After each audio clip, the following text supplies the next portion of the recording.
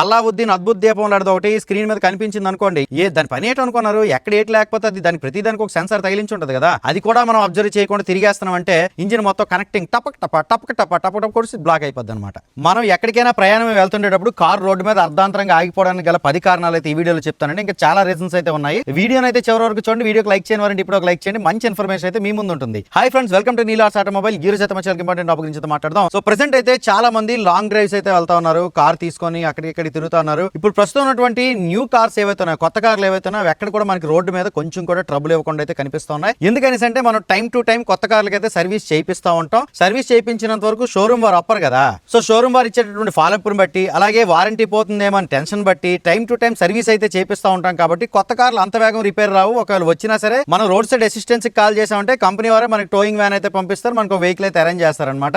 ఈ ప్రాబ్లం అయితే లేదు. కానీ కాస్త కోస్తో పాత కార్ అయిపోయింది, సర్వీస్ ట్రాక్ దాటిపోయినటువంటిది, సర్వీస్ షోరూమ్ లో చేయించినటువంటి కారు ఎవరైనా రోడ్డు మీద తిప్పుతా ఉండేటప్పుడు, అంటే ఓల్డ్ కార్స్ ఉంటాయి కదా, వాటిని రోడ్డు మీద తిప్పుతుండేటప్పుడు అవైతే ఆగిపోతూ ఉంటాయి అనమాట. సో ఇలా మొత్తానికి అయితే కొత్త కార్ అవని పాత కార్ అవని ఈ 10 పాయింట్లు నేను చెప్పే కొన్ని పాయింట్లు కొత్త కార్లు కూడా వర్తిస్తాయండి. అదైతే మీరు ఖచ్చితంగా గమనించండి. సో ఈ టాప్ 10 రీజన్స్ అయితే తెలుసుకుందాం. మనం రోడ్డు మీద వెళ్తుండేటప్పుడు అర్ధాంతరంగా కార్ ఆగిపోయిందంటే ఫస్ట్ పాయింట్ ఏంటంటే మనం పానిక్ అయిపోతూ ఉంటామండి. నా రీల్స్ కానీ యూట్యూబ్ వీడియోలు కానీ మీరు చూస్తే అర్థం అవుద్ది. నేను అస్సలు పానిక్ అవ్వను. రోడ్డు మీద టైర్ పేలిపోయినా, లేదా బానెట్ లేసి పైకి కొట్టేసినా, లేకపోతే కండెన్సర్ తాలకు పైప్ ఇరిగిపోయి అది మొత్తం ఊడిపోయినా, ఇంకేది జరిగినా సరే నేను అస్సలు పానిక్ అవ్వను. అన్నిటికంటే ముఖ్యంగా రీసెంట్ గా అయితే మన స్విఫ్ట్ కార్ కి వచ్చినటువంటి ప్రాబ్లం, రోడ్డు మీద బుసలు కొడుతుందని చెప్పేసి రీల్ అయితే ఒకటి చూసారు కదా, అది కూడా వైరల్ అయింది. ఇలాంటి సందర్భాలు కూడా నేను పానిక్ అవ్వకుండా ఇంకో వీడియో అయితే చేస్తాను ఫ్రెండ్స్ అని నవ్వుకొని ఒక వీడియో చేయడం అయితే మీరు అబ్జర్వ్ చేశారు కదా. సో అట్టుంటది మనతో అనమాట. ఫస్ట్ థింగ్ ఏంటంటే పానిక్ అవ్వకూడదండి. ఇప్పుడు మనకి కారణాల్లోనికి వెళ్ళిపోదాం. ఫస్ట్ ది బ్యాటరీ డెడ్ లేదా week battery. So battery dead అయినటువంటి సందర్భం ఎలా ఉంటదంటే, మీకు ఫస్ట్ సైన్స్ అయితే ఇస్తుంది అనమాట. బ్యాటరీ ఒకేసారి సడన్ గా రోడ్డు మీద అయితే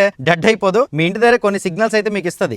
బ్యాటరీలో ఉన్నటువంటి పవర్ క్రమేపీ తగ్గిపోతా ఉండేటప్పుడు చెప్తుంది అనమాట. ఒక సెల్ఫ్ లో స్టార్ట్ అవ్వకపోవడం అని చెప్పేసి, కొన్ని సందర్భాల్లో 2 సెల్ఫ్ లో స్టార్ట్ అవ్వకపోవడం అని చెప్పేసి, కొన్ని సందర్భాల్లో ఈదులో తోస్తే స్టార్ట్ అవడం అని చెప్పేసి, కొన్ని సందర్భాల్లో జంప్ స్టార్ట్ అవడం అని చెప్పేసి, ఇలాంటివి సైన్స్ మీకు ముందే తెలుస్తాయి. కానీ మీరు అబ్జర్వ్ చేయకుండా, పట్టించుకోకుండా మీరు వెళ్ళిపోయి రోడ్డు మీద ఎక్కడైనా సరే కారు ఆగిపోయినట్టు సందర్భంలో ఇబ్బంది పడేటటువంటి పరిస్థితి ఉంటుందని ముందుగానే బ్యాటరీ అయితే మనకు తెలియజేస్తుందండి. కాబట్టి బ్యాటరీ డెడ్ అయినటువంటి సందర్భంలో మీరు చాలా జాగ్రత్తగా అయితే చూసుకోవాలన్నమాట. 3-4 సంవత్సరాలకు ఒకసారి బ్యాటరీ అయితే మార్చేయాలండి, అవసరం ఉన్నా లేకపోయినా కార్ది. దాని తర్వాత బ్యాటరీ టెర్మినల్స్ కి గ్రీజ్ పెట్టడం అయితే మాత్రం అస్సలు మర్చిపోకూడదండి. సో బ్యాటరీ టెర్మినల్ కి గ్రీజ్ పెట్టడం వల్ల ఏమవుతుందంటే, వాతావరణంలో ఉండేటటువంటి ఆ తేమ వల్ల ఆక్సిడేషన్ అనేటటువంటి ప్రక్రియ జరగకుండా ఆగి టెర్మినల్స్ నుంచి పవర్ సప్లై అనేది బండి కరెక్ట్ గా అయితే మూవ్ అవుతుంది. కాబట్టి టెర్మినల్స్ కి అయితే గ్రీజ్ పెట్టుకోవాలి. మనం బ్యాటరీ విషయంలో ముందు ఫాలో అవ్వాల్సినవి అనమాట. దాని తర్వాత ఒకవేళ బ్యాటరీ డెడ్ అయిపోయి రోడ్డు మీద ఆగిపోయిందంటే ఏం చేయాలంటే, ఎవరైనా కార్ వాళ్ళకి రిక్వెస్ట్ చేస్తే వాళ్ళైతే మీకు జంప్ స్టార్ట్ కోసం అని చెప్పేసి అవకాశం అయితే ఇస్తారు. దానికోసం అని చెప్పేసి మీ దగ్గర జంపర్ కేబుల్స్ అనేవి ఖచ్చితంగా ఉండాలన్నమాట. కార్ లో ఖచ్చితంగా మెయింటైన్ చేయాల్సిన యాక్సెసరీస్ అని ఒక వీడియో అయితే చేశాను. వాటిలో జంపర్ కేబుల్స్ అనేవి చాలా ఇంపార్టెంట్ అండి. ఇలా బ్యాటరీ పోయినటువంటి సందర్భంలో, బ్యాటరీ వీక్ ఉన్నటువంటి సందర్భంలో కార్ అయితే ఆగిపోతుంది అనమాట. కొన్ని సందర్భాల్లో కొత్త బ్యాటరీ కానీ ఎందుకు వీక్ అవుద్ది అంటే వీడియోలో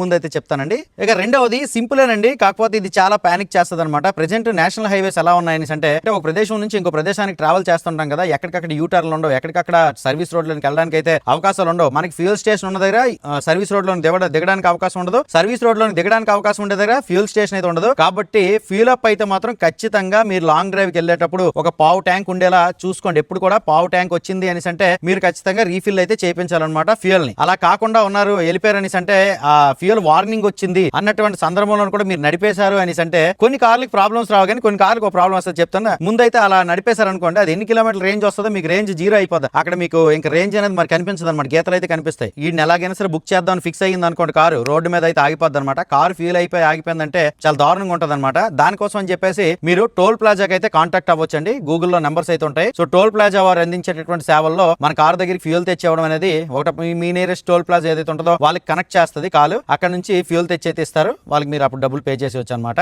రెండో పాయింట్ ఏంటంటే, కొన్ని కార్లు ఫర్ ఎగ్జాంపుల్ హోండాలో BRV, WRV లాంటి కార్లు ఉన్నాయి కదండి, అవైతే లో ఫ్యూల్ కి వచ్చిందంటే మరి పికప్ ఉండదు అనమాట, కార్ పరిగెట్టదు. మరి అంటే మన ఎలక్ట్రిక్ వెహికల్స్ ఎలాగైతే రేంజ్ అనేది 0 అయిపోయింది అనుకోండి, అంటే రేంజ్ పూర్తిగా మన నెల అనేటటువంటి మోడ్ లో జస్ట్ ఒక 5 km స్పీడ్ లో పార్కింగ్ స్పీడ్ అయితే వెళ్తుంది కదా, అలాగే అయిపోద్ది అనమాట. 50-40 స్పీడ్ అయితే మించవి కార్లు. కాబట్టి చాలా కారు టెక్నాలజీస్ అయితే ఇలా లో ఫ్యూయల్ కి వచ్చిన తర్వాత కారు పరిగెట్టకుండా చేసేస్తాయి అనమాట. అదైతే మీరు అబ్జర్వ్ చేసుకోండి, లో ఫ్యూయల్ కి రాకుండా అయితే చూసుకోండి. అలాగే కార్ లో ఫ్యూయల్ ఉన్నప్పుడు కూడా కొన్నిసార్లు ఇబ్బంది పెడతా ఉంటుంది కారు. దానికి గల కారణం ఏంటంటే ఫ్యూయల్ ఫిల్టర్స్ అనేవి ఎప్పటికప్పుడు సర్వీస్ లో అది ఎన్ని వేల కిలోమీటర్లకు మార్చాలో అన్ని వేల కిలోమీటర్లకు మార్చడానికి అయితే ట్రై చేయండి. అన్నిటికంటే మెయిన్ గా థర్డ్ పాయింట్ ఏంటంటే ఇంజిన్ టెంపరేచర్ మనం ఎప్పటికప్పుడు అయితే స్క్రీన్ లో అబ్జర్వ్ చేసుకుంటా ఉండాలి. ఇంజిన్ టెంపరేచర్ ఓవర్కి వెళ్తుంది అనే సందర్భంలో మీరు వెంటనే కార్ ఆపేసి వెంటనే కూలెంట్ అనేది ఉందా లేదా అనేది చెక్ చేసుకోండి. సో కూలెంట్ ఉంది, ఇంజిన్ టెంపరేచర్ అనేది ఓవర్కి వెళ్తుంది అనేది మీరు అబ్జర్వ్ చేసినప్పుడు వెంటనే ఇమీడియట్ గా మెకానిక్ అయితే కాంటాక్ట్ అవ్వండి. దానికి గల కారణం ఏంటంటే సో రేడియేటర్ తాలూకా ఫ్యాన్ పట్టేయడం అని, అంటే రేడియేటర్ తాలూకా ఫ్యాన్ అనేది ఎగ్జిట్ ఫ్యాన్ ఉంటుంది కదా, అంటే ఇంజిన్ తాలూకా హీట్ అంతా కూడా బయటికి పంపించేటటువంటి ఆ ఫ్యాన్ పట్టేయడం అని ఒకటోది. రెండోది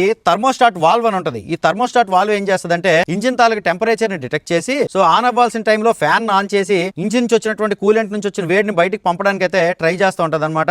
ఇంజిన్ తాలూకా టెంపరేచర్ ని ఎప్పటికప్పుడు మానిటర్ చేస్తూ ఉండేదే ఈ థర్మోస్టాట్ వాల్వ్ అనమాట. ఇంజిన్ తాలూకా టెంపరేచర్, కూలెంట్ తాలూకా టెంపరేచర్ వీటన్నిటిని మానిటర్ చేసేదే థర్మోస్టాట్ వాల్వ్. అది పోయినా సరే మీకు ఆ సైన్స్ అయితే తెలిసిపోతే థర్మోస్టాట్ వాల్వ్ పోయింది అనుకోండి, మీకు ఇంజిన్ ఓవర్ హీట్ తో పాటు ఏసీ కూడా స్టాప్ అయిపోద్ది అనమాట. సో అటువంటి సందర్భంలో మీరు ఖచ్చితంగా థర్మోస్టాట్ వాల్వ్ చెక్ చేయించుకోవాలి. దాని తర్వాత ఫ్యాన్ కరెక్ట్ గా తిరుగుతుందో లేదో చెక్ చేసుకోవాలి. దాని తర్వాత వాటర్ పంప్ అనేది కరెక్ట్ గా పనిచేస్తుందో లేదో చెక్ చేసుకోవాలి. వాటర్ పంప్ తిరుగుతుందా లేదనేది చెక్ చేసుకోవాలి. సో ఇటువంటివన్నీ కూడా చెక్ చేసుకోవాలండి. లేదా ఇంజిన్ టెంపరేచర్ చూపించిన వెంటనే మీరు కిందకి దిగి చూసిన తర్వాత కూలెంట్ పూర్తిగా అస్సాం అయిపోయిందా, అప్పుడు మీరు చేయాల్సింది ఏంటంటే కూలెంట్ మరలా టాప్అప్ చేయాలి. మెకానిక్ దగ్గరికి అర్జెంట్ గా అయితే చూపించాలి ఎక్కడైనా సరే లీకులు ఉన్నాయా పైపులని. ఆ లీకులు కూడా లేవు, కూలెంట్ అయితే తగ్గిపోతుంది అనేటువంటి సందర్భంలో ఏమైనా కారు నుంచి వైట్ స్మోక్ కూడా వస్తుందంటే హెడ్ గ్యాస్కెట్ అస్సాం అయిపోయిందని అర్థం. సో కాబట్టి ఇలాంటి ప్రాబ్లమ్స్ అయితే ఉంటాయన్నమాట. కాబట్టి మీరైతే ఈ ఇంజిన్ టెంపరేచర్ అనేది హైకి వెళ్ళేటప్పుడు అస్సలు లైట్ తీసుకోకండి. లైట్ తీసుకోకుండా చక్కగా మెకానిక్ అయితే సంప్రదించండి. నేను ఇప్పుడు చెప్పే 10 పాయింట్లో లేకపోయినా for your kind information, tyre puncture అయింది. సో టైర్ పంచర్ వేసుకోవడం ఫస్ట్ డేట్ మన స్పేర్ వీల్ అనేది గాలి ఉందో లేదో చెక్ చేసుకొని ఎప్పుడు పెట్టుకోవాలన్నమాట. స్పేర్ వీల్ అనేది తీసి టైర్ ఎక్కించడం అనేది ముందు మనకి రావాలి. సో స్పేర్ వీల్ కూడా ఏమైనా పంచర్ అయిపోయింది అనుకోండి, అప్పుడు పంచర్ వేసుకోవడం రావాలి. సో పంచర్ వేసుకోవడం రావాలంటే పంచర్ కిట్ ఉండాలి, టైర్ ఇన్ఫ్లేటర్ ఉండాలి.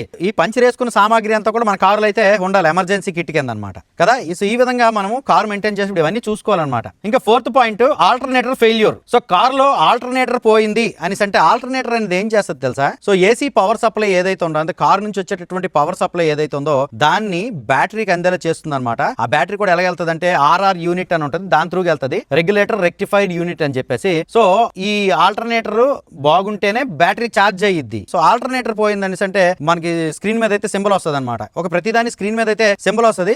ఆల్టర్నేటర్ పోయింది అని అంటే బ్యాటరీ ఛార్జ్ అవ్వదు. బ్యాటరీ ఛార్జ్ అవ్వకపోతే ఎలక్ట్రికల్ పవర్ స్టీరింగ్ అయితే స్టీరింగ్ పని చేయదు. ఆల్టర్నేటర్ పోతే బ్యాటరీ ఛార్జ్ అవ్వదు, బ్యాటరీ ఛార్జ్ అవ్వదు, బండి సెల్ఫ్ అవ్వదు. సో బ్యాటరీ నుంచి పవర్ సప్లై వెళ్ళి నడవగలిగేటటువంటి లైట్లు మరి పని చేయవు, హార్న్లు పని చేయవు, ఎలక్ట్రానిక్ కాంపోనెంట్స్ ఏవి కూడా పని చేయవండి. కాబట్టి ఆల్టర్నేటర్ అయితే ఖచ్చితంగా మీరు ఎప్పటికప్పుడు అయితే చెక్ చేసుకోవాలి. అంటే మనకి ఇది వెంటనే పోదనమాట. జస్ట్ సింబల్ వచ్చింది వచ్చి వెళ్తుంది అనేసి అంటే మీరు దాన్ని ఏదో చూసుకోవాలి, అందులో మోటార్ పట్టేసిందా, వైండింగ్ పోయిందా చెక్ చేసుకోవాలి. దానికోసం అని చెప్పేసి ఎలక్ట్రీషియన్స్ ఉంటారండి, వాళ్ళైతే దాన్ని రిపేర్ చేస్తారు. ఇఫ్ ఇన్ కేస్ మీరు ఆల్టర్నేటర్ పని చేయదండి మార్చేయాలండి అని చెప్పేసి అన్నారు అని అంటే మరి ఇంకా జాప్యం చేయకుండా మీకు తెలుసు కదా మీ కార్ సంగతి ఏంటనేది, ఎన్ని సంవత్సరాలు వాడే రేంజ్ సంగతి అని. కాబట్టి ఇమీడియట్ గా మీరు ఆల్టర్నేటర్ మార్చేయడం అనేది మంచి ఆప్షన్ చెప్పుకోవచ్చు. ఇలా ఈ సబ్జెక్ట్ చెప్పుకుంటా వెళ్ళిపోతుంటే చాలా ఉందండి. కాబట్టి నేను ఫాస్ట్ చెప్పేస్తాను. మీకు ఒకటే చెప్తానండి, మనం ఏంటంటే కార్ కొనుక్కున్నాం అంటే మినిమం బేసిక్స్ అయితే మనకు తెలియాలి. అవి తెలిసినప్పుడు మాత్రమే మనం పానిక్ అవ్వకుండా ఉంటాం అనమాట. సో అవన్నీ నా అనుభవంలో నేను ఫేస్ చేసినటువంటి ప్రాబ్లమ్స్, దానికి సొల్యూషన్స్ అన్ని కూడా మన ఛానల్ అయితే ఉంటాయి. మన ఛానల్ అయితే సబ్స్క్రైబ్ చేసుకోండి. ఇక నెక్స్ట్ పాయింట్ ఏంటంటే క్లచ్ కి సంబంధించినటువంటి ప్రాబ్లం వచ్చినా సరే కార్ అయితే రోడ్డు మీద ఆగిపోతుంది. సో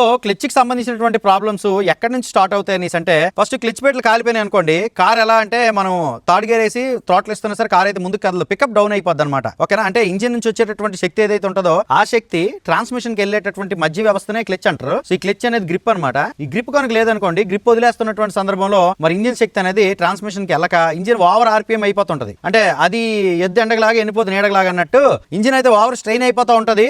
ఇక్కడ ఉన్నటువంటి ఈ గేర్ బాక్స్ కి అయితే పవర్ వెళ్ళదు. సో ఆ సందర్భంలో మీకు క్లచ్ పోయిందని చెప్పేసి అర్థం అవుద్ది, దాన్ని ఇగ్నోర్ చేయకండి. సో క్లచ్ కంటే ముందు ఇంకోటి ఉంటుంది, అదేంటంటే దాన్ని రిలీజ్ బేరింగ్ అని చెప్పేసి అంటారు అనమాట. సో ఈ రిలీజ్ బేరింగ్ కి కూడా మనకి ఆయిల్ సప్లై అయితే ఉంటుంది. క్లచ్ కి ఆయిల్ సప్లై ఉండదు, కార్ లో డ్రై క్లచ్ అయితే ఉంటుంది అనమాట. బైక్ లో అయితే వెట్ క్లచ్ ఉంటుంది కదా, కార్ డ్రై క్లచ్ ఉంటుంది. సో రిలీజ్ బేరింగ్ కి ఆయిల్ సప్లై ఆగిపోయినా లేదా అంటే బ్రేక్ ఫ్లూయిడ్ క్లచ్ ఫ్లూయిడ్ ఒకటేని, క్లచ్ దగ్గర రిలీజ్ బేరింగ్ కి బ్రేక్ కి ఒకటే ఫ్లూయిడ్ ఉంటుంది. సో ఈ రిలీజ్ బేరింగ్ దగ్గరికి ఆయిల్ వెళ్ళే సప్లై ఆగిపోయినా, మాస్టర్ సిలిండర్ పోయినా మీకు రిలీజ్ బేరింగ్ అయితే కంప్లైంట్ వచ్చేస్తుందండి. సో రిలీజ్ బేరింగ్ కంప్లైంట్ వచ్చిందంటే అదేంటంటే చపాతీని ఇలా పొట్లంకి తెలగా అయిపోతుంది, రిలీజ్ బేరింగ్ అలాగ అయిపోద్ది, కొట్టేస్తుంది. సో రిలీజ్ బేరింగ్ పోయినటువంటి సందర్భంలో ఇమీడియట్ గా ఏమవుతుందంటే గేర్ షిఫ్ట్ అవ్వదు, ఒక గేర్ లో స్టక్ అయిపోద్ది అనమాట బండి. ఆ సందర్భంలో మీరు రిలీజ్ బేరింగ్ మార్చుకుంటే సరిపోద్ది. కాకపోతే దానికి ముందు క్లచ్ ప్లేట్లు ఎప్పుడు మార్చారనేది మీరు అబ్జర్వ్ చేయాలి. సో ఈ క్లచ్ ప్లేట్లు అనేవి కూడా మార్చేయాలంటే రిలీజ్ బేరింగ్ క్లచ్ ప్లేట్లు రెండు కలిపి ఒకేసారి మార్పించేస్తే మీకు ఏ ప్రాబ్లం ఉండదు.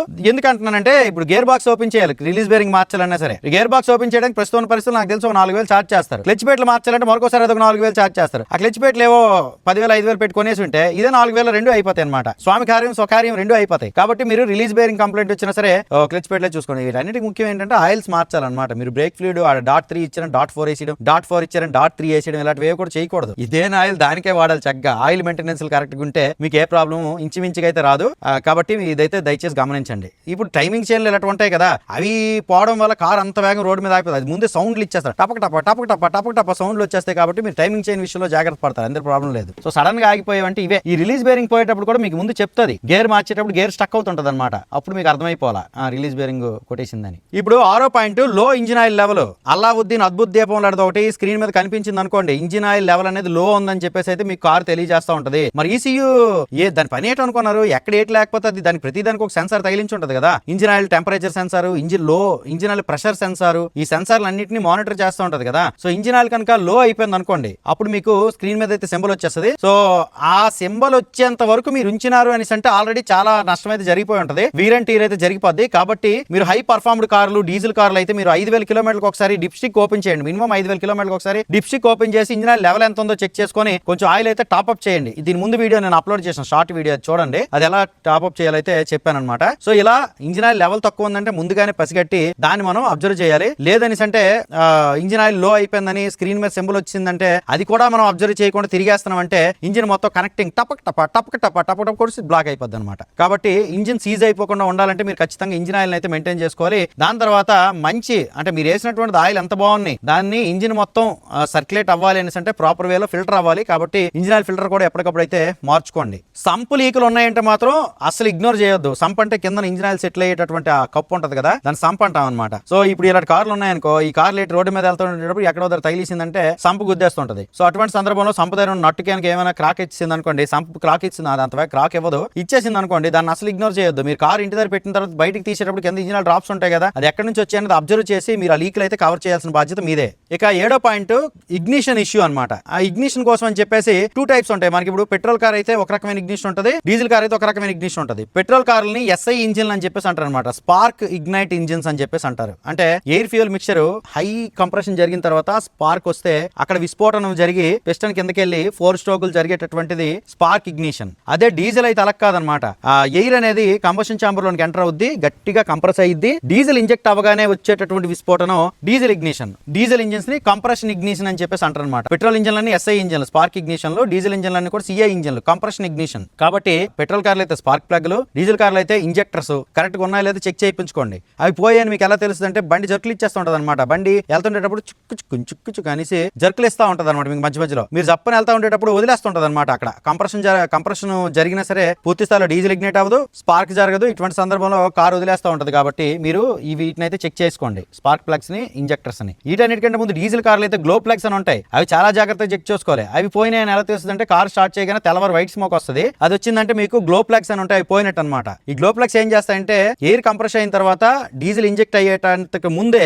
ప్రాపర్ టెంపరేచర్ ని కంబషన్ ఛాంబర్ లో మెయింటైన్ చేస్తాయి అనమాట డీజిల్ ఇంజన్స్ లో. అవి గ్లో ప్లగ్స్ మీరు పోయాయి అనుకోండి, ప్రాపర్ టెంపరేచర్ మెయింటైన్ అవ్వదు. ఆ రాత్రి ఉన్నటువంటి తగులు మిగులు, ఆ బాష్ప బిందువులు, లిక్విడ్ స్టేట్ లో ఫామ్ అయిపోయినటువంటి ఆ మెటీరియల్ ముద్దంతా కూడా కాలడం వల్ల వైట్ స్మోక్ వస్తుంది. అక్కడ ప్రాపర్ టెంపరేచర్ ఉంటే ప్రాబ్లం రాదు. కాబట్టి ఇలాంటి వైట్ స్మోక్లు గట్టి వచ్చినాయంటే మీరు వెంటనే బోర్కి వచ్చింది కానీ టెన్షన్ పడకండి అనమాట. దేనికి దానికి ఉన్నాయి, మన ఇన్ఫర్మేషన్ ఉంది, వెనక్కి వెళ్ళి అయితే చూడండి. ఇక 8వ పాయింట్, అన్నిటికంటే ముఖ్యమైనది సెన్సార్ ఇష్యూ. సెన్సార్లు ఏమైనా డ్యామేజ్ అయినాయి అనుకోండి, చెక్ లైట్ అయితే వస్తుంది కార్లో. ఈ చెక్ లైట్ వచ్చినప్పుడు ఇగ్నోర్ చేయకుండా వెంటనే స్కాన్ చేయించండి. స్కాన్ చేయించినప్పుడు డీజిల్ ఫిల్టర్ లో ఏమైనా ప్రాబ్లమా లేదా ఏబిఎస్ కి అయితే ఏబిఎస్ వార్నింగ్ వస్తుందండి. సో చెక్ ఇంజిన్ లైట్ ఎలగగానే మీరు షోరూమ్ కి వెళ్ళారు అనుకోండి, షోరూమ్ వాళ్ళు స్కాన్ చేస్తారు, పలానా సెన్సార్ పోయింది, ఆ సెన్సార్ పోవడం వల్ల వచ్చే నష్టం ఏంటనేది ఏదైతే ఉంటుందో దాన్ని రెక్టిఫై చేస్తారనమాట. ఇలా మీరు సెన్సార్లు సంబంధించి ఏమైనా సింబల్స్ వచ్చినాయంటే మాత్రం అసలు ఇగ్నోర్ చేయొద్దు. ఇక బెల్ట్ 60,000 కిలోమీటర్ల నుంచి 1,00,000 కిలోమీటర్ల వరకు బెల్ట్ మార్చకపోయారు అనుకోండి మీరు, సో ఈ బెల్ట్ వల్ల కొంత సౌండ్ అయితే వస్తుంది. ఆ సౌండ్ వచ్చినప్పుడు మీకు అర్థమైపోతుంది బెల్ట్ హార్డ్ అయిపోయింది అని చెప్పేసి. ఈ బెల్ట్ ఏం చేస్తుంది అంటే ఇంజిన్ నుంచి శక్తిని అంతటిని 3-4 పంపులకి తిప్పుతుంది అనమాట.